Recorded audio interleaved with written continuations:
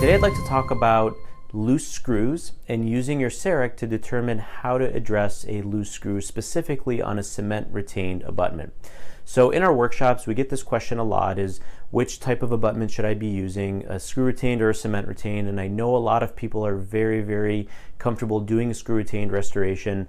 So we talk about some of the benefits of cement retained, specifically with material flexibility. For example, I'm not just limited to an Emax LT like I am with a screw retained. I can use any material for my cement retained crown. I also prefer to use zirconia. Zirconia is a little bit more biocompatible when it comes to the tissues. And when doing cement retained restoration, it's easy for me to deliver the restoration because I can control my path of insertion, which leads to less prosthetic complications. However, there are some complications down the line that may happen, and they're very rare, but sometimes they do happen, and we need to be prepared on how to take care of those when they do happen.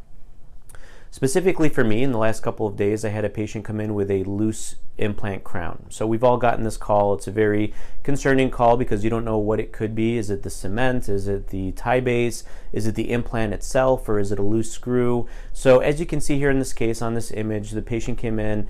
Thankfully, the bone is sound and the implant is healthy, and there's really no surgical issues going on with the implant. It just happens to be loose.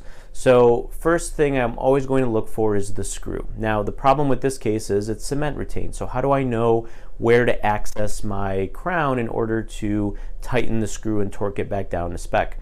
This is where having CEREC comes in really handy. I'll go back into my software. As you can see here, I'm going to open up the case.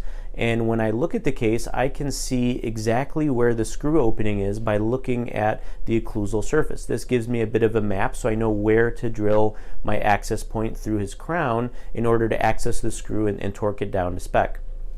Another thing you can do is you can unsplit the case, which takes it back to a screw retained restoration.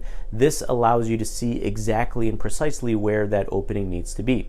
So this is what I did. I went back to the patient. I made a small opening through the porcelain crown.